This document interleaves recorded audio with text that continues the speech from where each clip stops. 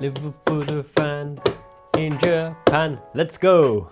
Hello YouTube, Liverpool fan in Japan here, the Miyazaki man site. As you can see, I am now propped behind my studio setup. I'm still working on the lights, the audio configuration, the visuals as well, but bear with me, we'll get there. This channel is growing, and thanks to you guys, you are helping me build the direction and flow of the channel. Much appreciated. Domo arigato minasan. Let me know in the comments below what you recommend to make this really spring to life. Any accessories, any goodies, what kind of ambience? Teach me about lighting and all that. Don't know about it at all, but I'm working on it. Okay, as you know, this is the channel with substance and abundance. If you haven't subscribed already, make sure you subscribe, smash that like button, helps this video and channel get seen as well. Before further ado, today's video is about midfielders are right for Liverpool in terms of playing style, suiting Arne Slot's tactics and strategy. Right fit for Liverpool itself, for the club, on a personal level, on a professional level, on a tactical level, the right age profile, the right attributes, the right persona, and why we should probably go for them. There's actually a lot of Brazilian footballers on this list. Ederson at Atalanta, Bruno Guimarães at Newcastle, linked with a lot of big clubs, any clubs of substantial worth, probably looking at this guy. Also, Bruno Fernandes, no, let's check him out the window. We don't need that guy. Douglas Luiz at Aston Villa. My shout out, I think he's really top tier and has the potential to reach the highest echelons of world football. A few more surprise names as well, obviously some that we've been linked with. Coop Miners at Atalanta, we know all about him. Actually, we scouted Ederson while we were scouting Coop Miners, but actually, is Coop Miners really the right fit? A lot of midfielders under consideration as well. Yusuf Fofana at Monaco is a name thrown around as well. It gives me a bit of the navigator feels, you know. So yeah, let's look at them, how they fit in tactically, and what they would look like in the Liverpool squad. But without further ado, I want to let you guys know that I've opened the YouTube membership as well. If you want to support the channel, then YouTube membership is the best way to do it. Every single penny goes towards growing this channel as well, buying goodies and buying equipment. A lot of new interactive features and mediums coming up as well. But let's look at the first player on the list, Bruno Guimarães. Now, Bruno Guimarães might be the ideal signing in Arne Slot's 4-2-3-1 formation. The reason behind this is if you have your dedicated destroyer, let's put Man Mountain or Endo at the base of midfield here. By the way, just before we continue, I've actually been interviewed by the official Liverpool FC website. They've name dropped myself, the Liverpool fan in Japan, in this interview because I've given them inside information into Endo's videography, his series, his online content library. Basically, he's got over 100 videos explaining the life, universe and everything from acclimatizing to Liverpool, who his best friends are at Liverpool, what the canteen is like at Liverpool, life at home, his 4 kids, having his first when he's 20 years old, talks about his book, talks about his philosophy, talks about how Japanese players can get out of the Japan ecosystem into European football and really excel and achieve, and why Japanese footballers are made differently. We do a lot of exclusive content, translations and inside information on the membership section in Liverpool Fan in Japan channel, and obviously publicly as well. It's going to be a mix and hybrid of both. Once again, thank you for supporting me, and yep, read the article on Liverpool FC website, officially linked in the description below. Thank you Liverpool FC for giving me the opportunity. Without further ado, let's get into it. So Bruno Guimarães, if we chuck him into this slot here, the reasoning why he would pair really well with Endo is because a dedicated destroyer like Maxence Kakade at Lyon, right, allowed him to roam. He can fight the 1v1 duels. He's very adept at pressing. He's very good at pressing in the midfield third. However, where his real strength lies is his midfield playmaking abilities from deep. The deep lying playmaker positions to break the line. So if you imagine this is a Lucho Diaz, for example, or Cody Gakpo, what you have with Guimarães here and Endo covering the lines, if you imagine that this might be a Soboslai or Mac, let's put Mac in there for now. And obviously you've got your Mo Salah. Let's shunt him in there. And I think Darwin Núñez would be the biggest proponent to benefit from a Bruno Guimarães. His timing of the pass to release the ball is exceptional. He can hit the ball over the top into Núñez, into the channel. He can break the lines from a guarded position. Let's put an opposition here. He can go either way. He can hit Núñez around the outside, expect him to go wide and bring in 1v1, which is an Arne Slot style attack, 1v1 against the opposition fullback or defensive free, depending how the system played. Or he can hit it into space for Núñez to dart in or a Diaz to dart in, which allows either one to drop behind as well. Guimarães provides a lot of options. He's very mobile. He's not the most pacey, but he's feisty, he's a fighter, he doesn't lack his defensive work, and he can really just operate in the whole quadrant of midfield, where it's in the Mazzala 10 positions of either side, because even though he's right-footed, he is quite adept at covering both lanes and both sides. He's responsible enough to cover the channels if a bombing fullback, so you imagine Andy Robertson going here, he'll cover as well. Trent Alexander-Arnold going there, he can cover as well. And with Endo providing the cover, him and McAllister in this position is a recipe for chances galore for Núñez, because Guimarães can slide the ball in and behind for Salah. McAllister can hit the ball over the top into Núñez last minute win against chopping down Forest. We know he can do that as well. Chopping down Forest, Nottingham Forest. Chopping down that Nottingham Forest. But the problem with Bruno Guimarães is he's a known quantity, right? We've seen him week in, week out at Newcastle, a very important player. They play much better when he's around. He's going to be very, very expensive. Manchester City are linked with him, Arsenal linked with him for good reason, because he's the type of player you can plop into any midfield system, any formation in world football, and he has something to offer, because in the 6th position, in a double pivot, he really does not shirk his defensive duties. He's not the dedicated destroyer, but he's quite hard 1v1 to bypass as well. His press is excellent, exceptional. His passing range. This is why you don't want to turn over the ball to an Endo who passes to a Guimarães who will break the lines, or he'll win the ball himself and immediately set you on the front foot. And he's not afraid to drive forward as well, being the last man, the dummy runner a la Lampard, getting beyond the first line of the opposition shield, the 6 positions, anyone in the deep lying 6s for the opposition. He can break that with a powerful run. He can receive the ball in a congested area as well, a compressed area, and he can make something happen. He is really, really on the echelons of being totally world class if he's not world class already, but he'd be very, very expensive. You expect the bidding to start probably at around 75-80 million pounds. And do you want such a big financial outlay for such a player? In my opinion, he would be worth it. It'd be very difficult, because he's one of those players that you'd really have to convince him to come to Liverpool, because he could have his pick of clubs. He could even go to a Real Madrid, a Juventus, a Barcelona, wherever he wants to really. Liverpool is an option, Arsenal's an option, Man City's an option, but I think he'll stay at Newcastle, because Newcastle are growing. They've obviously got a financial backing. He gets on really well with Eddie Howe as well.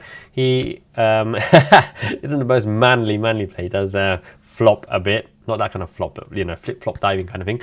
I digress a little bit, but he's a quality player, one to look out for sure. And would you put him as your marquee signing? He would be a very, very good marquee signing, because that midfield looks immense with a Guimarães, an Endo, a Szoboszlai, a Curtis Jones, a Harvey Elliott, a Gravenberch, for example, a Bajcetic. That is a great set of midfielders, and he really would be transformational for this Arne Slot team in a 4-2-3-1 formation, because it just gives the players freedom because of his quality on the ball, and the opposition would not be allowed to rest because of the fact that his ball playing skills are exceptional. His timing of the pass and his range of passing is top notch. But he's a well-known quantity. So let's get into a Brazilian compatriot who's maybe not as well known, and this is Ederson of Atalanta. And next we're going to look at one of the fundamental reasons why he got knocked out of the Europa League this season. Toon Koopmeiners at Atalanta. In fact, it was a combination between him and Ederson. Let's look at both from different profiles. One is more of a box-to-box, can play in the 10, can play in the 8, can play in the 6 position as well. Ederson is more of a specialist 6, but he can sit in the box-to-box role as well. The combination between them two absolutely bamboozled our midfield, and very, very much the type of profile that Liverpool are going after. Toon Koopmeiners, obviously being Dutch as well, has that connection. Ederson, we've had good experience with defensive midfielders from Brazil. We're looking at Lucas Leiva. Oh, Scouse lad. Fabinho out of nowhere, propping us up after the Champions League defeat. But that news from Monaco, 40 million for Fabinho, turned out to be an absolute steal. He actually reached the pinnacle of world football as the best defensive midfielder in the world, I'd say, for at least one season. Obviously, Rodri, Fernandinho, lots of big names in that discussion as well. You're talking about Declan Rice, even though he's more converted to a box-to-box now. He's a goal-scoring threat, obviously, with Thomas Partey and Jorginho allowing him to push forward as well. But number 6, very vital position, as you know, because our man mountain, Wataru Endo, helped in the biggest games to retrieve possession of the opposition, like Manchester City, shackled Kevin De Bruyne and put us on the front foot. Let's look at these guys. So if reports are to be believed, Liverpool sent scouts over to Atalanta to scout Koopmeiners. So Koopmeiners is an interesting one. He can operate in all 3 phases of the midfield transition as well. Defensive, 6, box to box, deep lying playmaker, attacking midfielder, playmaker as well. But actually, I don't trust him so much in deep lying position. Sure, he's like a McAllister, can get his foot in there, get stuck in, try to retrieve the ball, try to play ball around. But he's a ball player. He's not particularly pacey. He's got some skills, got a nice touch. In fact, he's in many ways an Arne Slot of the modern day. Arne Slot, technically gifted, great first touch, great vision, great knowledge and thinking man's player. Kind of like Wataru Endo as well. Read his book, Jewel, translating it soon.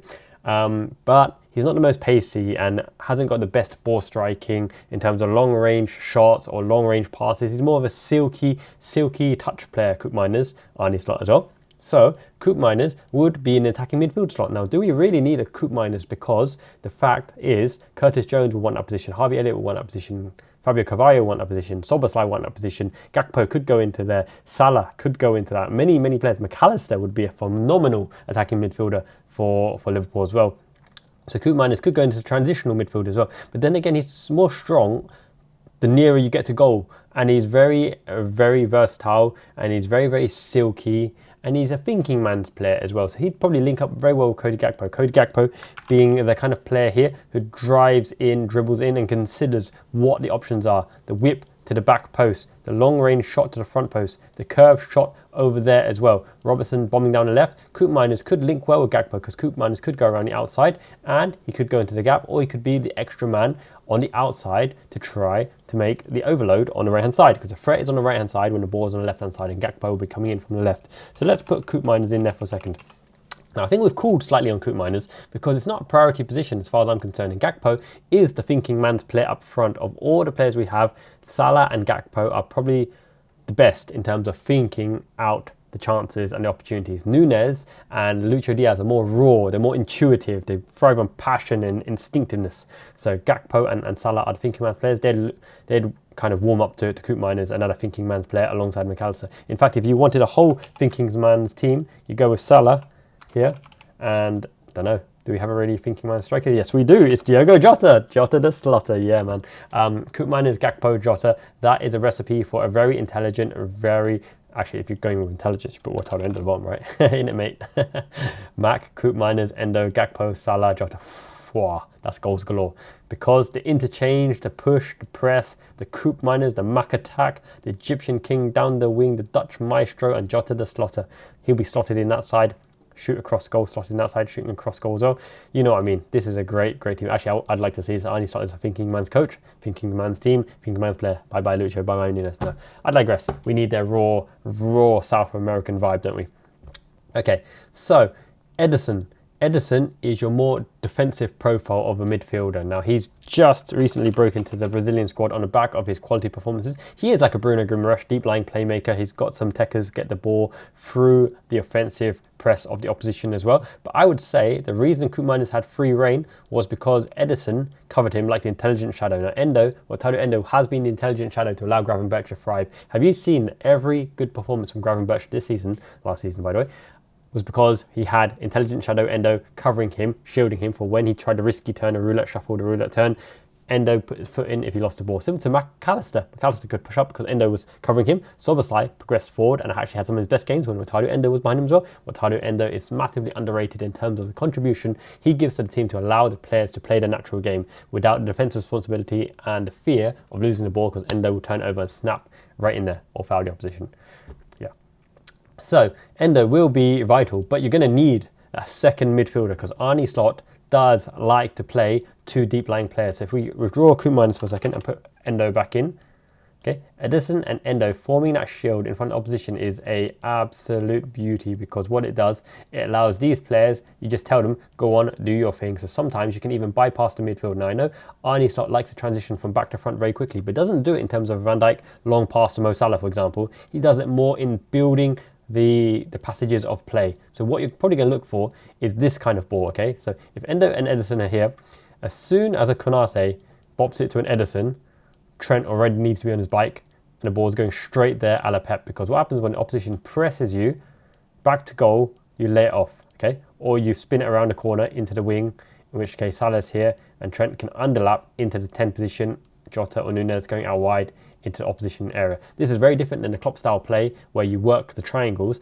This is very much a Guardiola style layoff, build up, trigger point, okay? So when it hits that player needs to know what to do. So for example, if you form your triangles, the Dutch WWM formation, right?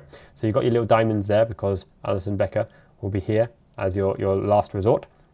Okay, you hit Endo, goes to left back, goes around the outside, or ball gets hit out to left back, goes into Endo, goes into defensive midfielder, they press, goes into your Ederson, who then looks for your Trent Alexander-Arnold on the ball there And that's where you play. You start to play. Can he bring it into that half space in and behind the opposition midfielder? Can he whip it across? Because this is the difference between Arne Slot's previous teams, Feyenoord and RZ, and Liverpool. And that Liverpool have the opportunity to switch that ball quickly. Arne Slot does not always switch the ball, but I think you're going to see a mix-up of tactics here because he is very intelligent and able to shift his way of thinking. And with Ederson in here, I think you have two players in Endo and Ederson with the ability to lay off the ball at a whim because they're always scouting, always looking, always twitchy, waiting for the ball. And then you end up with this box, Trent in that Mazzala 10 position where you can cause maximum damage. Now, people want Trent in midfield. I've made so many videos on why it's not a good idea, but he can transition into those pivot points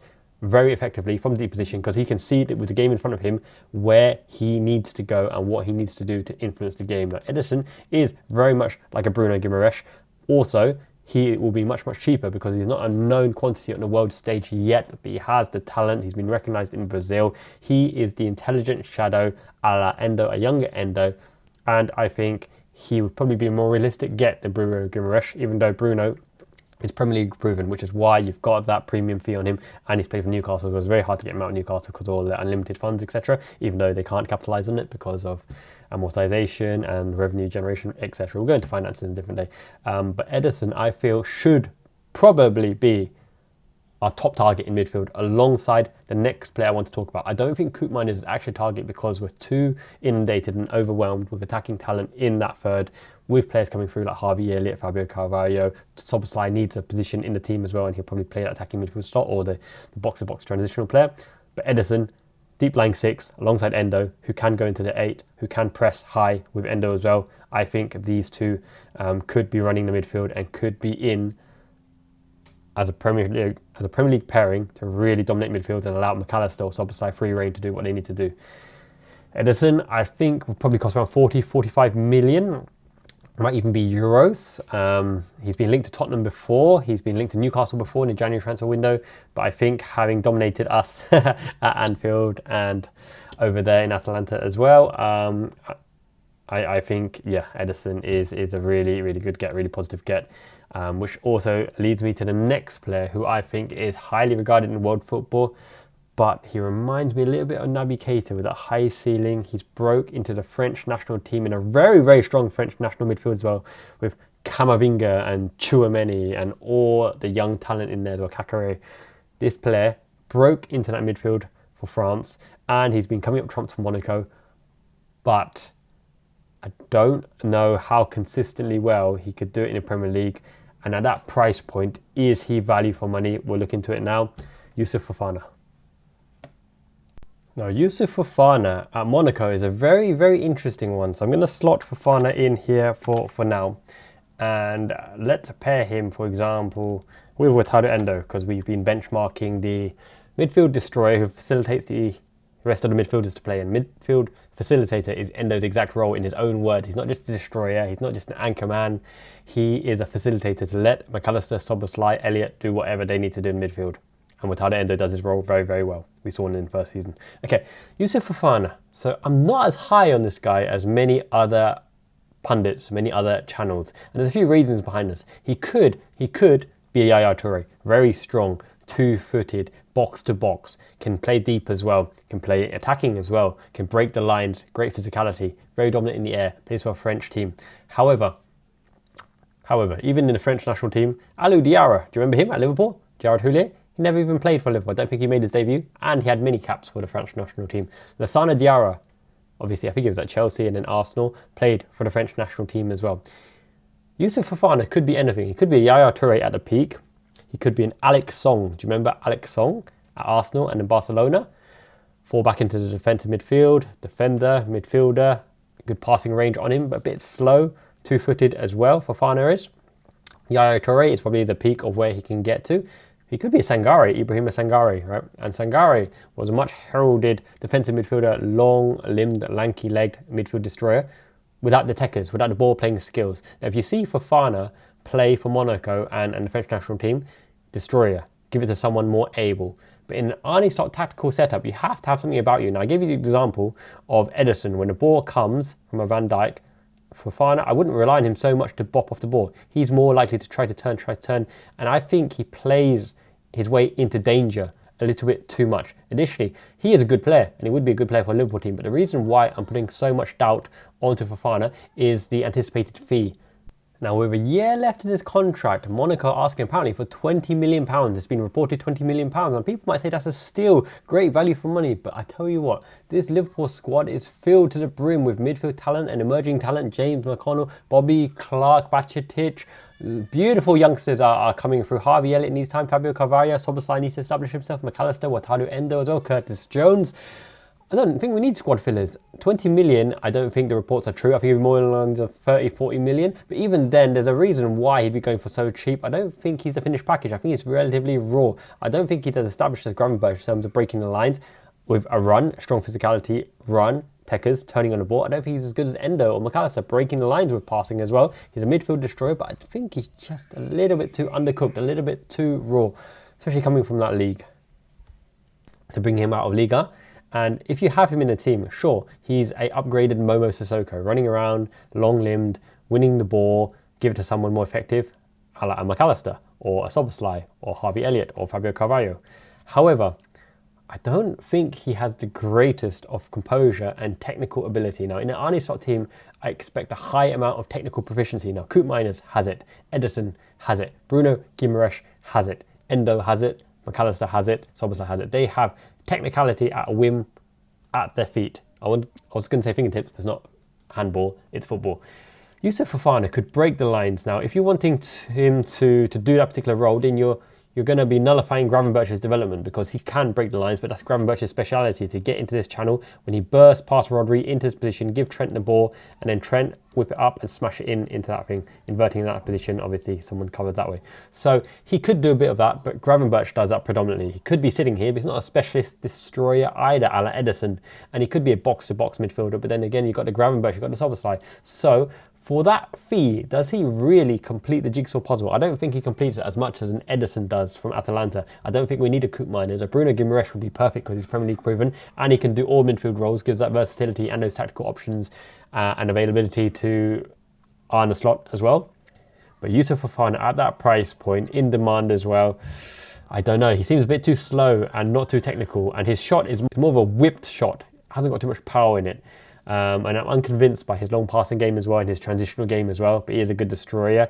He facilitates the better players to play, but we have Endo for that. He can break the lines with physicality and runs, but we have Gravenberch for that. Good player, not convinced, unlike some other people. Now, if I was in charge of the transfer budget, I don't know what the transfer budget is, or the wage budget. If I was in charge of the transfer budget, let's hypothetically guess, but I should have been in charge of the transfer budget because these are two great players. One youth for the future that can make an impact now, and one Premier League proven established player. The two players that I would go for are, actually I'll give you a third one as well. One does play in the Premier League, but a little bit undercooked, but I think he'd be a good signing, you know. I think he'd be a good signing. Anyway, I digress a little bit. The headline spot stealing midfield target I'd like to go for, I mentioned it before, Douglas Luiz, Aston Villa. That personality, that high caliber ceiling, Brazilian international, he can really affect the game from the deeper position, but can play predominantly more box to box, and he really has an effective impact in the goal scoring metrics. Now this is what I want to see when strikers aren't doing it, when McAllister and Szoboszlai haven't got their shooting boots on. Douglas Luiz can pop up with the assist, with a free kick, with the goal. He brings it upon himself, like Wataru Endo, a younger version of Wataru Endo, to say, I'm going to grab the game by the scruff and neck and I'm going to get you that goal-winning contribution, because Unai Emery has trained it into him, and Douglas Luiz and Unai Emery clash heads because they both have a winning mentality, different ways of seeing the game, but when they combine, wow, it's good harmony.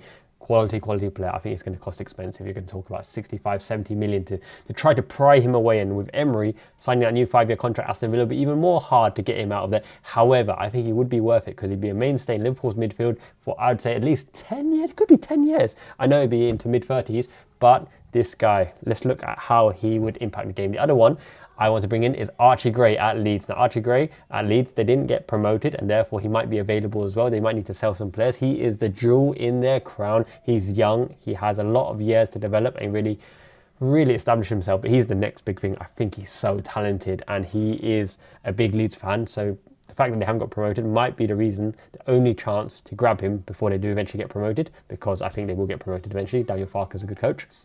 So yeah, let's look at these two in the lineup, and then I'll spring a surprise name at the end. I won't do too much coverage on this guy, but I think he could be an interesting signing, so let's get into it. Now, I did say that Douglas Luiz would be my first choice, right? Douglas Luiz, 65, 70 odd million. If Archie Gray's available, screw it. Archie Gray, number one. Let's go, baby. Because Archie Gray, predominant midfielder, midfield general, right? We'll start with Archie Gray, okay? Let's just call him Archie for now. I could put Gray in. He can play right back as well. Now, if you have a Trent Alexander-Arnold, right? And you have an Archie Gray who really operates in this kind of zone here. And what Archie Gray can do, I don't know how many of you have seen him in the Championship. He can tackle. Boy, can he tackle. He's aggressive. He's ruthless. Ruthless aggression. John Cena era WWE. I digress. Archie Gray can go box to box. He can play make. He's got a wicked shot. He can whip the ball around the outside. He can tackle. He can transition. He's responsible. And he's so young as well. Covering for Trent.